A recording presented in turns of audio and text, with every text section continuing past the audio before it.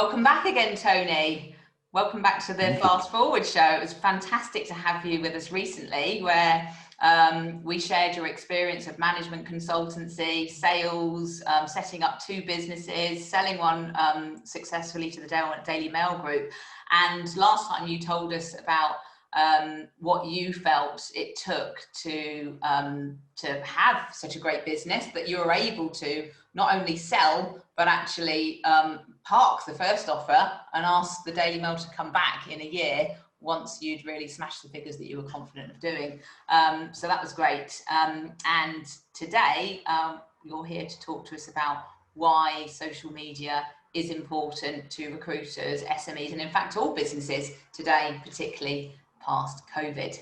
How important do you think that social media is to today's selling market, particularly within the recruitment industry and SMEs, particularly after COVID? It's so important, but let me expand on why I think that is. There's 2 key things for me.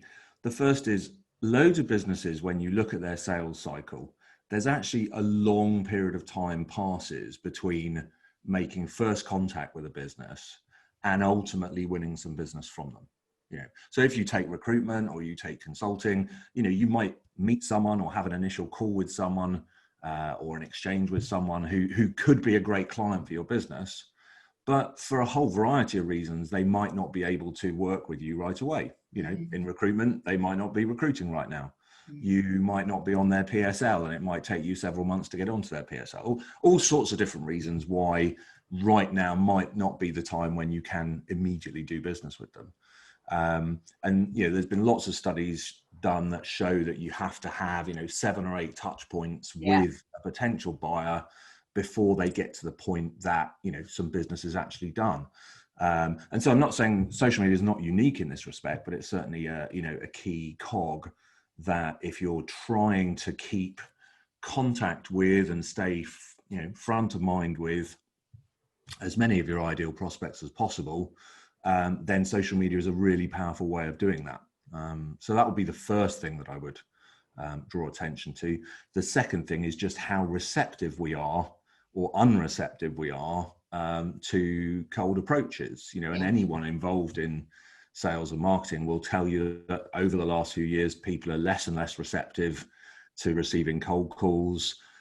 We all get more and more email approaches from people wanting to, try and get a foot in the door with us, getting added to email lists that we didn't ask to be added to, and so on and so forth.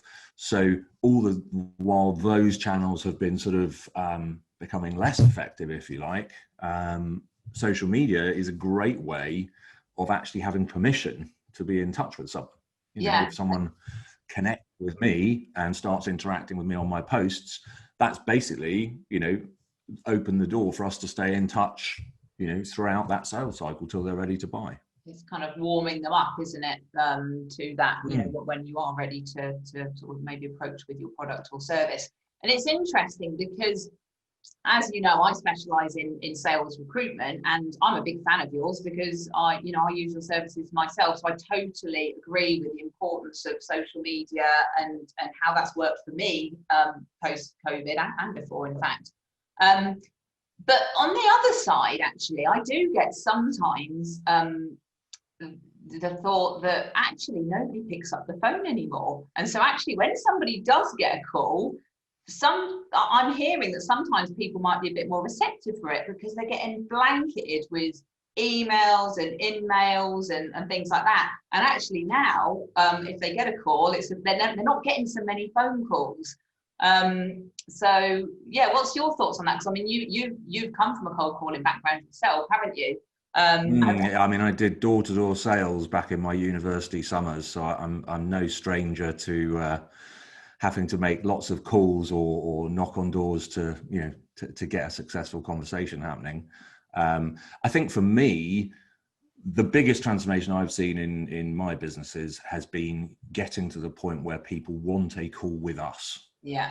All the time you are chasing business, chasing to get a meeting, chasing to get someone to consider that your service is worth considering. that is a certain um, a certain sort of atmosphere in the sale, if you like. It's very much you, the salesperson or the founder, chasing the business. Whereas once you've got other businesses that have asked to have a call with you and have booked into your calendar, or they've been referred by someone else that knows your business, the dynamics of the relationship then are completely different.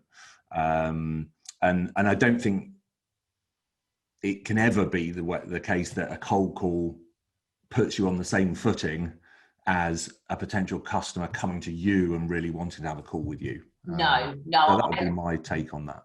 Yeah, no, I do agree with that. I just don't think that people aren't receiving cold calls as much as they used to. So I think they're less, if you get a number, they're less likely to block you. But I so agree with the fact that we're living in a culture where it's an intrusion unless you've got a kind of a permission. I think even when you speak to friends and family at home, you feel like you need to kind of say, are you free to talk?